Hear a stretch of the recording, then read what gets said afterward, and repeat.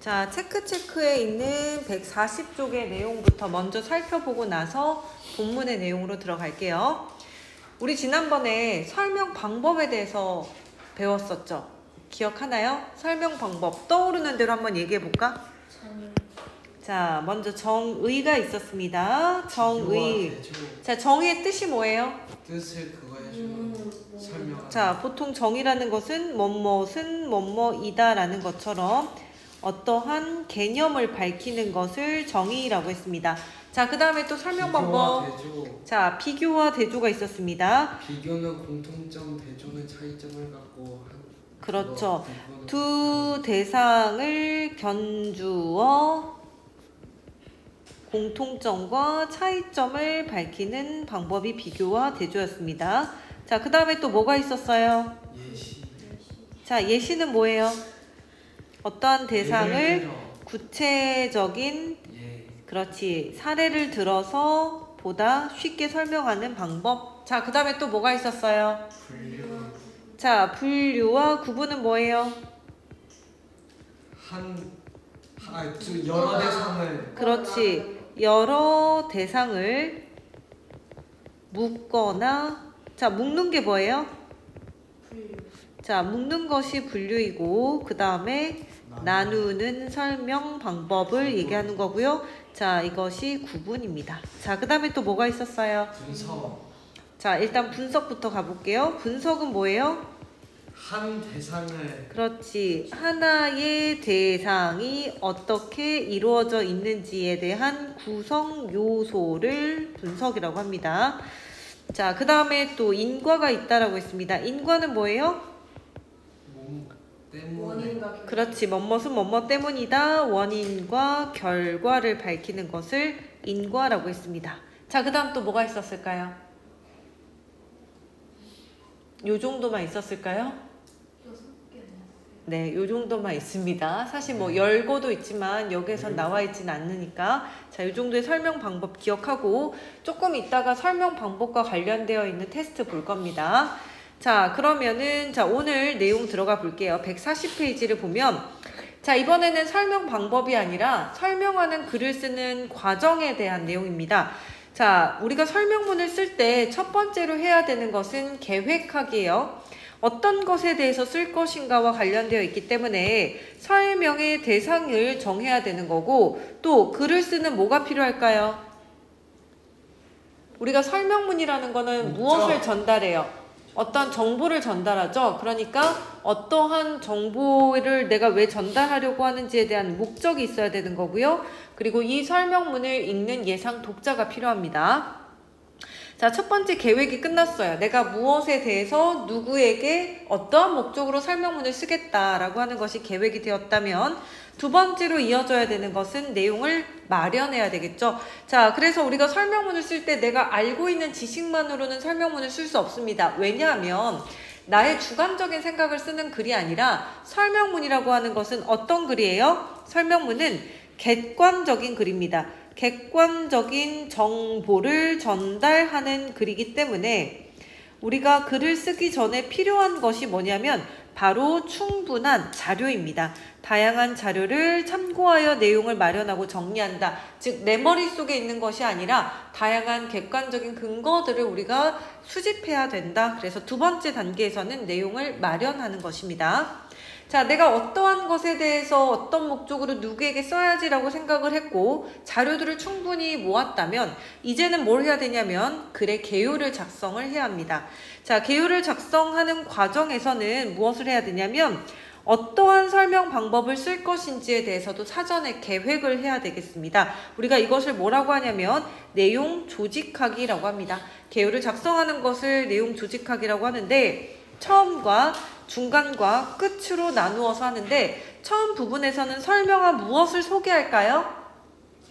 그렇죠. 내가 무엇에 대해서 설명하려고 하는지에 대한 대상을 소개하고 글을 쓴 동기나 목적을 밝힙니다. 그래서 주로 이 처음 부분에서 쓸 때는 내가 쓰려고 하는 대상의 흥미를 유발할 수 있을 만한 질문을 던지거나 또는 일상생활에서 우리가 이 설명 대상을 어떻게 접했는지 독자들이 훨씬 더 친근하게 다가갈 수 있도록 유도하는 방식을 많이 씁니다.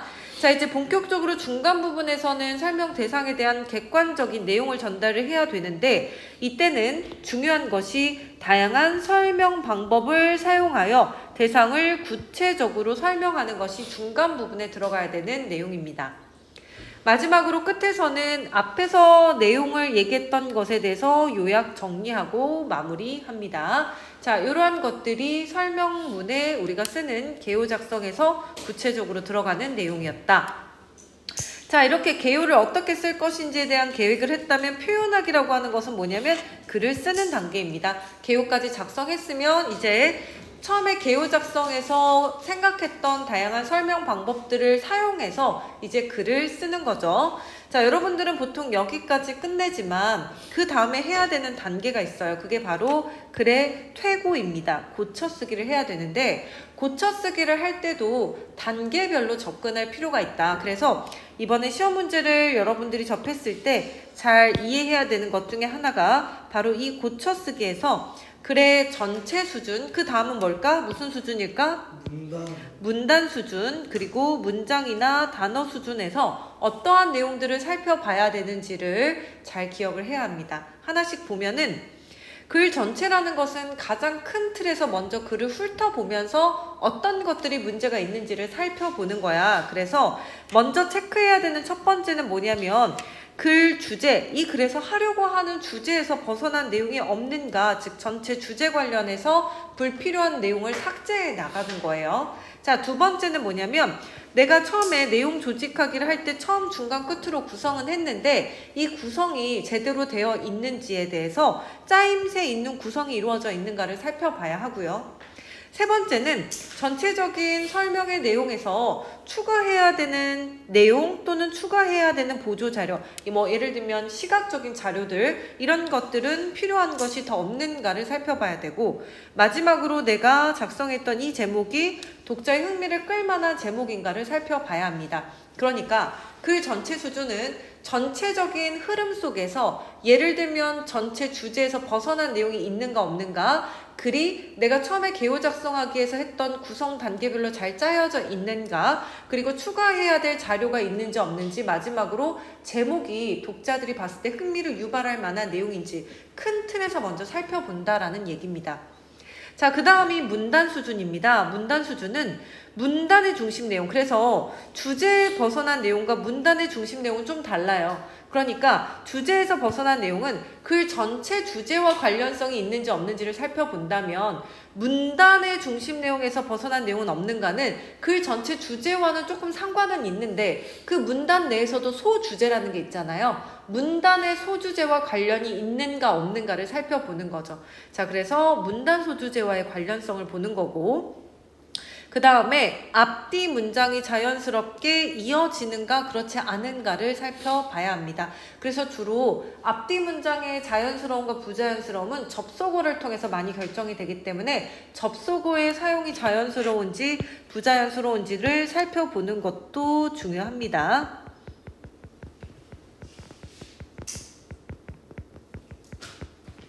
그러니까 예를 들면은 앞에 내용과 뒤에 내용이 서로 이어지는 경우에는 그리고나 또한이 들어가야 되고, 앞에 내용과 뒤에 내용이 서로 반대인 경우에는 그러나나 하지만이 들어가야 되는데 엉뚱하게 접속어가 들어가지 않았는지 살펴봐야 된다라는 거예요. 자, 이제 문장이나 단어 수준은 정말 세세하게 꼼꼼하게 보는 부분입니다. 자, 첫 번째는 문장의 뜻이 분명한가, 길이가 너무 긴가 짧은가, 또는 글자 오탈자가 있는가 없는가, 띄어쓰기는 맞나 틀린가, 그 다음에 수준에 맞게, 즉 너무 어려운 단어인지 아닌지, 적절한 단어인지 아닌지를 살펴보는 겁니다. 여기까지 머릿속에 그려졌어요? 자, 그러면 이제 우리가 다시 그려볼게요. 세 가지가 있었습니다. 글 전체, 문단, 문장, 단어가 있었어요. 글 전체에서는 무엇을 먼저 고려한다? 자, 요게 안 보고 우리 한번 얘기해 볼까요? 자, 글 전체에서는 주제에 벗어난 내용이 있는지 없는지, 그 다음에 큰 틀에서 생각해봐. 그렇지. 추가할 만한 자료, 보조자료가 있는지 없는지. 그러니까 뺄 만한 내용이 있는지 없는지, 넣을 만한, 추가로 넣을 만한 내용이나 자료가 없는지, 그리고 또 뭘 봐야 돼? 제목이 흥미를 끌 만한지 아닌지, 그리고 또 뭘 봐야 돼? 그렇지. 구성에 짜임새가 있는지 없는지를 봐야 돼. 자, 이제 문단 수준으로 볼게. 문단 수준에서는 뭘 봐야 돼? 각 문단마다 뭐가 있다고 했어? 전체 주제가 있고, 그렇지. 중심 내용, 즉 소주제가 있어. 그래서 문단의 내용에서 벗어났는지 아닌지, 그 다음 또 뭘 봐야 돼? 그렇지. 문장 간에 연결해서 적절한 접속어 사용이 되었는지 안 되었는지를 봐야 돼. 자, 이제 마지막으로 세세한 부분, 문장이나 단어에서 뭘 봐야 될까? 문장 길이, 띄어쓰기, 맞춤법, 그 다음에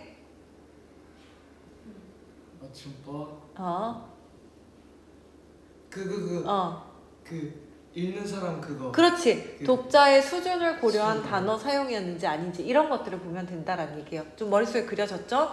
자, 그러면 지금부터는 여기서 설명하는 글을 쓸 때 유의점만 정리하고 나서 본문으로 넘어갈게요. 자, 설명하는 글은 객관적인 정보 중심의 글이라고 했기 때문에 객관적이고 정확한 정보 위주로 쓴다. 대상의 특성에 맞는 무엇을 사용한다?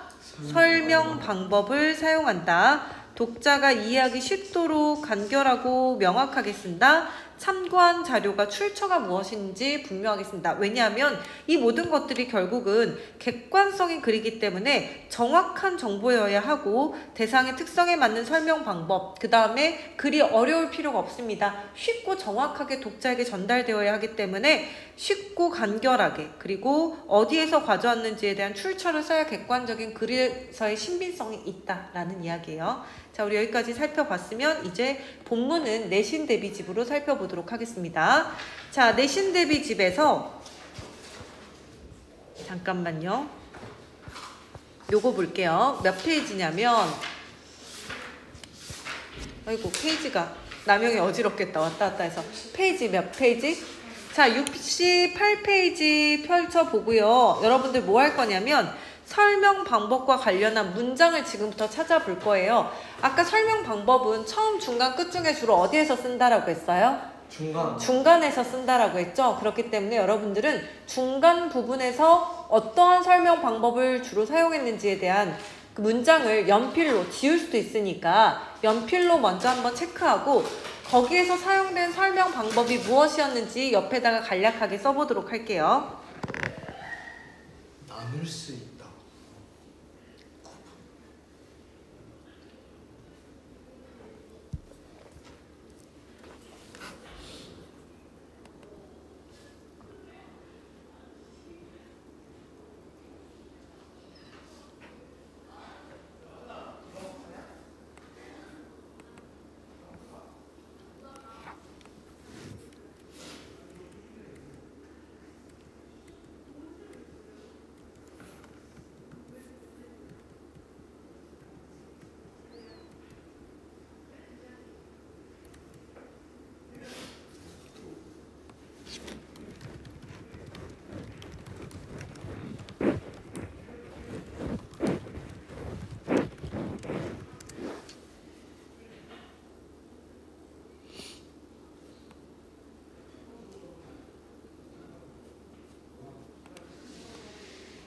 끝.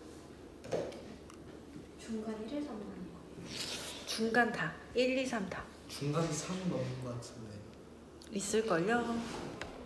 머리카락을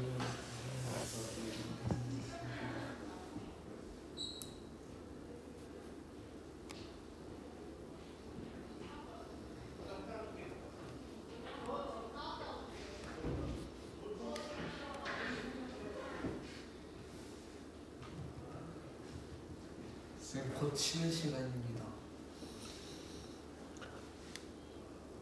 다 찾았어? 그럼 이제 확인해 볼게요. 자, 일단은 내용 하나씩 체크해 보도록 하겠습니다. 처음 부분을 보면 머리카락 얼마나 알고 있니? 라는 제목입니다. 머리카락을 자를 때 통증이 느껴지면 어떻게 될까? 라는 질문을 통해서 지금 설명 대상이 그럼 뭘까, 얘들아? 그렇지. 설명의 대상은 머리카락이 됩니다. 자, 요게 설명 대상이고 질문을 통해 독자의 흥미를 유발하고 있습니다. 자, 그 다음에 아마도 많은 사람이 머리카락을 길게 늘어뜨리고 다닐 것이다. 그리고 아침마다 긴 머리를 정리하느라 몹시 바쁠 것이다. 다행히 머리카락은 잘라도 통증이 느껴지지 않는다. 머리카락은 죽은 세포로 이루어졌기 때문이다. 엄격하게 얘기하면 이것도 설명 방법 중에 뭘 쓴 거예요?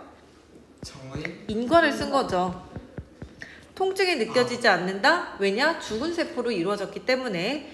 그런데 이런 사실을 아는 사람은 많지 않다.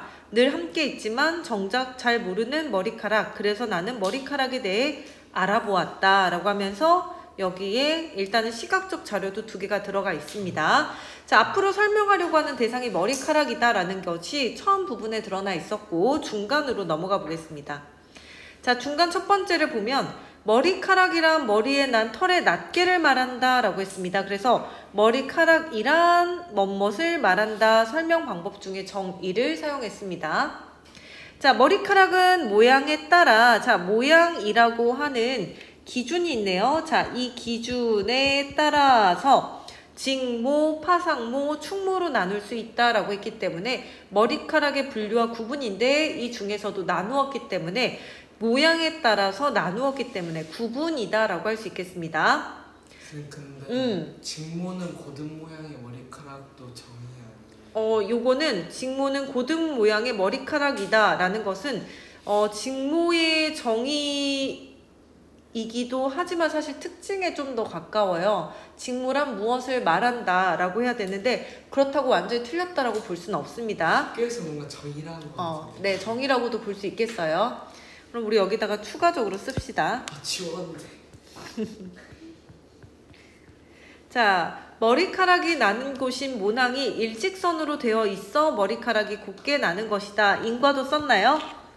자, 이거는 바꾸어 말하면 일직선으로 되어 있기 때문에 곱게 나는 것이다로 바꾸어서 볼 수 있어서 인과입니다. 파상모는 물결 모양의 머리카락이다. 그럼 이것도 정의라고 같이 봅시다. 자, 모낭이 비스듬히 누워있어 머리카락이 휘면서 자라는 것이다. 이것도 비스듬히 누워있기 때문에 휘면서 자라는 것이다 라는 표현으로 바꾸어 볼 수 있어서 인과입니다. 충모는 고불고불하게 말려있는 모양의 머리카락. 요것도 그럼 뭐지 얘들아? 정의. 그렇지, 이것도 정의. 자, 흔히 곱슬머리라 부른다. 모낭이 안쪽으로 오목하게 휘어 있어서 털이 고불고불한 모양으로 자라는 것이다. 이것도 마찬가지로 자, 휘어 있기 때문에 자라는 것이다. 바꿔서 본다면 인과라고 볼 수 있습니다.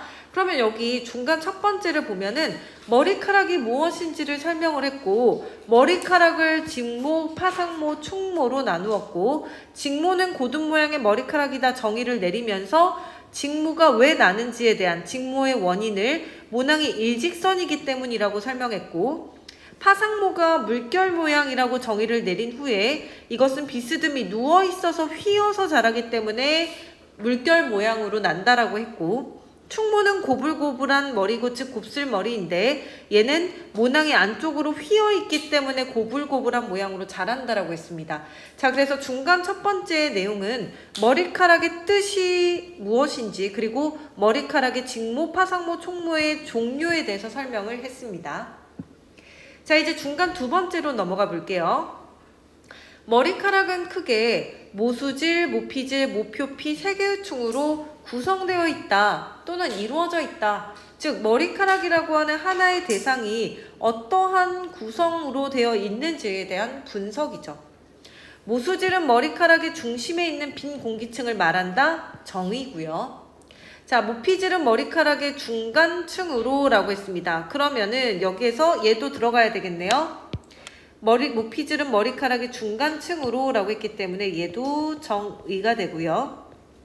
자, 모피질에는 멜라닌 색소가 들어있는데 그 양에 따라서 머리카락의 색깔이 결정된다. 모표피는 머리카락의 바깥층으로 외부 자극으로부터 머리카락의 내부를 보호해준다. 흔히 머리카락이 상했다는 것은 이 모표피가 손상되었음을 의미한다.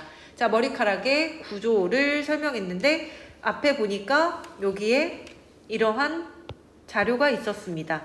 자, 그래서 여기에서 모수질이 있고 그 옆에 모피질이 있고 맨 마지막에 모표피가 있다라고 했습니다.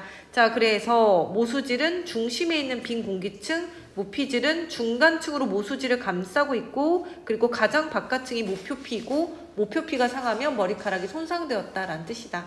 그래서 머리카락의 구조까지 설명을 했습니다. 이제 중간 3. 자, 머리카락은 우리 몸에서 다양한 기능을 수행한다. 자, 세 번째 중심 내용은 머리카락이 우리 몸에서 어떠한 기능을 수행하는지와 관련이 되어 있습니다. 첫 번째, 머리카락은 각종 노폐물을 배출한다. 순, 비수와 같은 중금속이 우리 몸에 쌓이면 위험한데 이 성분을 두피 밖으로 배출한다.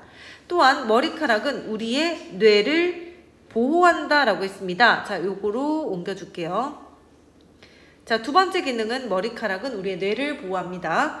한 사람의 머리에 10만 가닥 정도의 머리카락이 있고 이 많은 머리카락이 두개골을 감싸 뇌의 충격을 줄여준다. 그리고 온도가 급격하게 올라가거나 내려가지 않도록 하여 뇌를 안전하게 지켜준다. 머리카락의 기능 중에서 뇌를 보호해주는 것 그리고 또 노폐물을 배출하는 것 두 가지로 설명을 했습니다.